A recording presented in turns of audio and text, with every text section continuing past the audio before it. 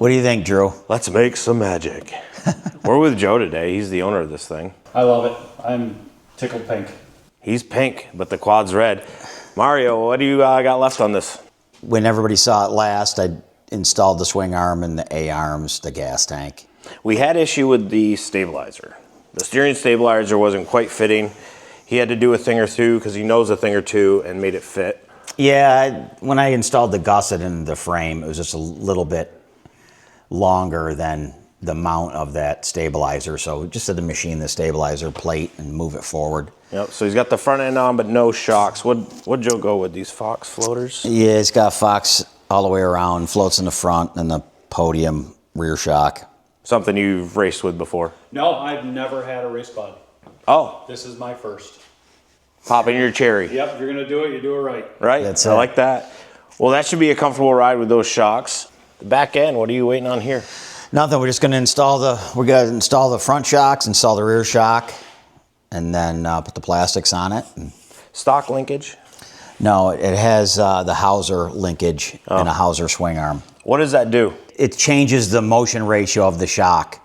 So you're putting a longer shock in it, you're just changing the leverage of it to make it function more for a motocross situation. And what are you going to start with first in this video?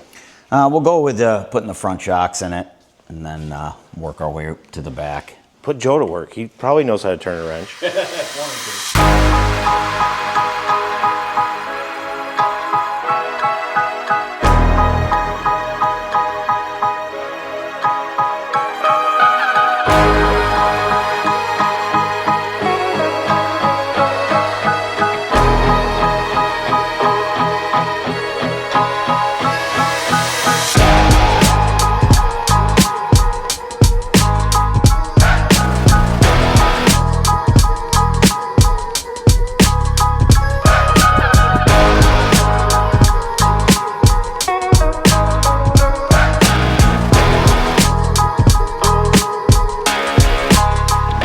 What'd you find with the shock?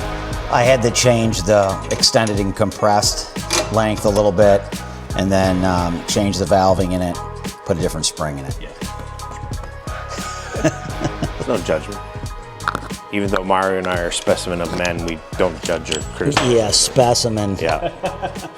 And Joe, what's your plan for racing this? Where is this going to be competing? I run the USMX series. Yep, and, which is all over. Yeah, it's wherever. This year, we raced it last year. I did six races total on my bike. They're all in New York, yes? Yes. Okay, Yep. so USMX, if you don't know, is in New York State, but it's all over the Yes. upstate New York Yep. area. Yeah, the majority of the tracks are somewhat local, which is really nice, especially for your average person that Local works to in the Syracuse area, Yes. which is where we are now. Yep. Yep. So what are you racing? What classes are you going to enter? So I run, novice right now. Sandbagger? Yeah, Where'd that come Yeah, from? sandbagging. It's all about the wins. I'm 38, so riding with 18-year-old kids is, they don't have an old guy class. When I first decided that I was going to run quads, I bought a race quad, which was this quad, and it was all Hauser, but it had a 250 motor in it, and I actually didn't know it had a 250 in it, and I went to look at it, and I drove 4 hours, so I was like, crap. So she gave me a good deal, and I bought it. I started looking on YouTube for getting ideas on race quads. So I started researching, race quads. Your guys' video ended up showing up, and the hybrid race quads, and I watched you build Brandon's race quad, and I was like, after that, I watched Another Honda. Yep, another Honda. And after that, I was like, I'm hooked. That's what I'm doing. Grab that side, Joe, the wing, yeah, right there to get it to come around. Yeah.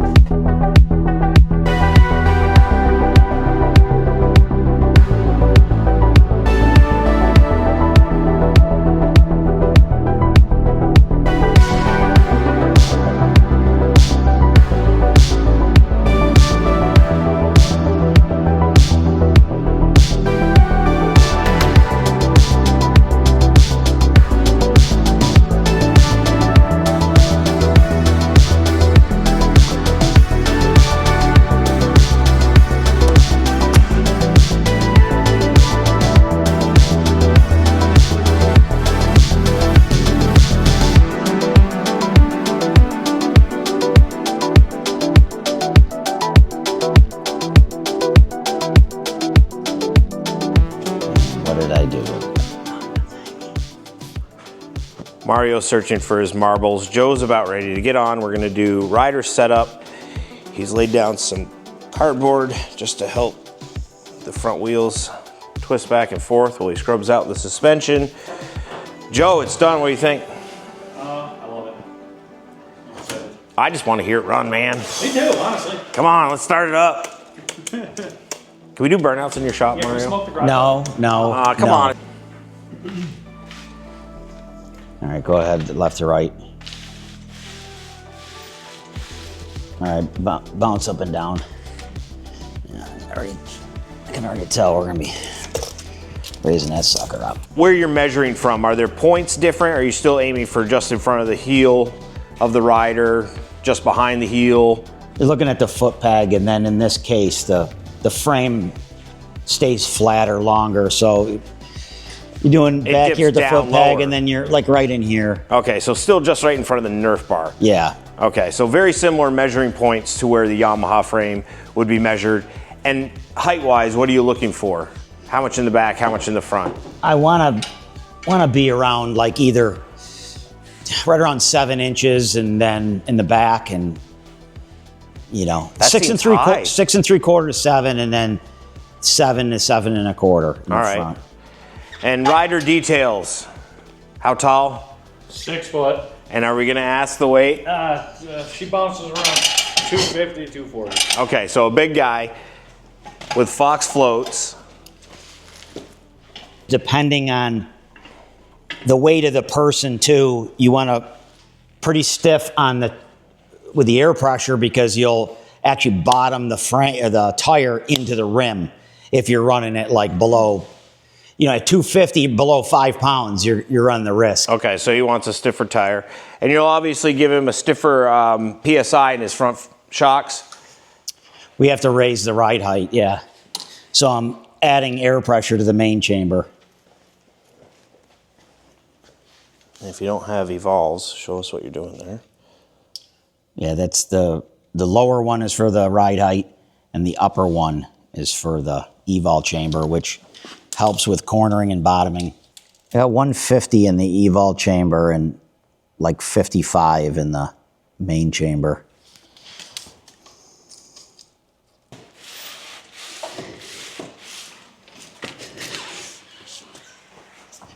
All right. That's looking already, looks a bit better. Yeah. Yeah, we're like 7 1/8 and a little over 7 1/4, but you still don't have any gear on yet. Right. So I'm going to leave it a little bit on the high side. So right now, I'm like 65 pounds in the main chamber. Okay. You know what I normally do, and if it's all right with you, I write it up in the fender. Yeah, please do. Yeah, anything to make it easier. I just need to verify that I locked that spring, but that's good. I didn't even have to touch the preload in that rear spring. I'm glad you decided to go with the little bit stiffer one. Yeah. Because I'm assuming you were probably going to have to change it anyways. Now, the evol is set at 150. Yep. But if you feel that you got body roll or things like that, you can up it.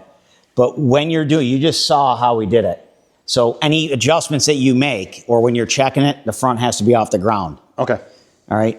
And then if you go and check the main, if the main has leaked all out, which it can happen, if you go to the main and the main has no pressure in it, then you want to bleed it out. Evol always gets done first, and then the main chamber. Okay. People have concern about hitting the kill switch while you're riding. Sure. And Yeah, I don't know the name. DC, I think it's DC4, something like that. They make a 3D printed cover. And I have one on my dirt bike that covers it. It's supposed to be a wash cover, but I actually put it on and leave it on. No kidding. Yeah, it's a 3D printed cover that goes right over it. And then you can't push the buttons. So once I have it set, I just put the cover on.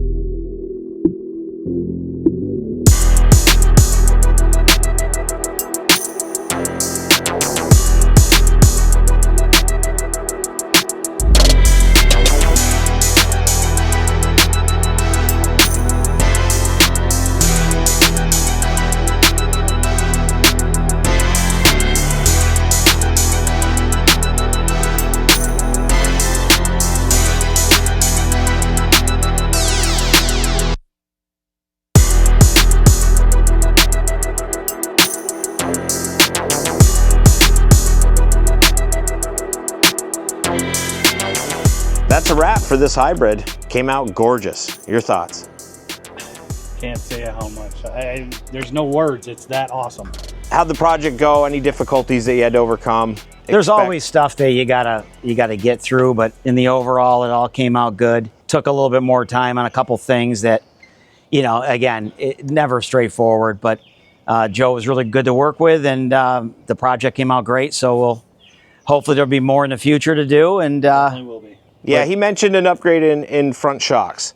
Yeah. Oh, there'll be more on this, but there's also talks that we've had about another hybrid. for some other stuff, and I'm sure the kids will Yep. get the kids into something. So it'll be hopefully a fun future of doing some cool stuff and go from there. Awesome. Joe, good luck to you this season, man. I hope I make one of your races. Yeah, I want to there see we this go. thing in action.